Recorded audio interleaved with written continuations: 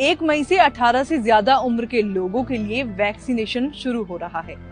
अब जाहिर सी बात है, ऐसे में लोगों के मन में वैक्सीनेशन को लेकर कई तरह के सवाल हैं, लेकिन चिंता मत करिए, उनके जवाब हम आपको दे रहे हैं। वैक्सीन के लिए रजिस्ट्रेशन कैसे करें?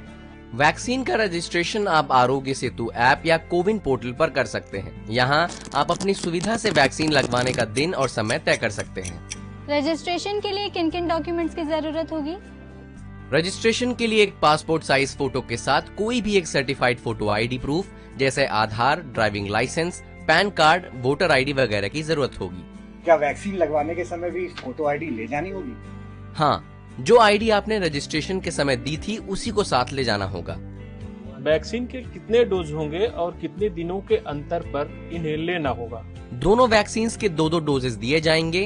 कोविशील्ड के पहले और दूसरे डोज के बीच 4 से 8 हफ्तों का, तो वहीं कोवैक्सीन के दोनों डोजेस के बीच 4 से 6 हफ्तों का फासला रहेगा। क्या दोनों डोजेस के लिए अलग अलग रजिस्ट्रेशन कराना पड़ेगा? नहीं, दोनों डोजेस के लिए एक बार ही रजिस्ट्रेशन कराना होगा। कोवैक्सीन और कोविशील्ड में बेहतर वैक्सीन कौन सी है? क्लिनिकल ट्रायल्स में दोनों ही वैक्सीन वायरस को रोकने में कारगर पाई गई हैं, इसीलिए दोनों ही वैक्सीन बेहतर हैं। क्या मैं दोनों वैक्सीन में से कोई भी वैक्सीन कभी भी लगवा सकता हूं अपने मन से? नहीं, ये इस पर निर्भर करता है कि आप जिस वैक्सीनेशन सेंटर पर जाएंगे वहाँ कौन सी वैक्सीन अवेलेबल है। मुझे पहले कोरोना हुआ था, अब मैं बिल्कुल पूरी तरीके से ठीक हूँ। क्या अभी भी मुझको वैक्सीन की जरूरत है? बिल्कुल, कोरोना के कई मामले रीइंफेक्शन के हैं, इसलिए आप रिकवर हो गए हों तब भी वैक्सीन लगवाएं। किन्हें वैक्सीन नहीं लगवानी चाहिए? प्रेग्नेंट महिलाएं, स्तनपान करा रही महिलाएं, कोरोना मरीज या किसी भी गंभीर बीमारी से पीड़ित व्यक्ति वैक्सीन न लगवाएं। मैंने पहला डोज कोवैक्सीन का लगवाया, दूसरा कोविशील्ड का लगवा सकता हूँ? बिल्कुल नहीं, आप पहला डोज जिस भी वैक्सीन का लगवा रहे हैं, दूसरा डोज भी उसी वैक्सीन का लगवाएं। क्या वैक्सीन लगवाने के बाद भी मास्क लगाना पड़ेगा? बिल्कुल, वैक्सीन लगवाने के बाद भी पहले की तरह ही सावधानी बरतना जरूरी है। शरीर में एंटीबॉडी बनना कब शुरू होगी? वैक्सीन के दोनों डोजेस लेने के 2 से 3 हफ्तों के भीतर शरीर में एंटीबॉडीज बनना शुरू हो जाती हैं।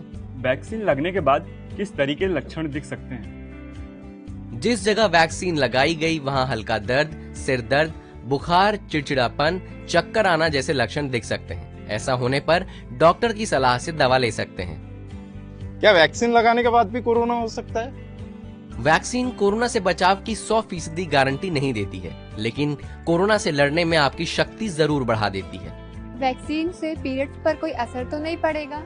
नहीं, पीरियड्स एक पूरी तरह से नेचुरल प्रक्रिया है। वैक्सीन का इससे कोई लेना देना नहीं है। वैक्सीन की कीमत कितनी है? सरकारी वैक्सीनेशन सेंटर में दोनों ही वैक्सीन मुफ्त में लगाई जा रही हैं। प्राइवेट अस्पतालों में आपको वैक्सीन के एक डोज के लिए 250 रुपए देने होंगे। तो उम्मीद है वैक्सीनेशन को लेकर सभी सवालों के जवाब आपको मिल गए होंगे। तो जल्द से जल्द वैक्सीन लगवाएं और कोरोना को हराएं।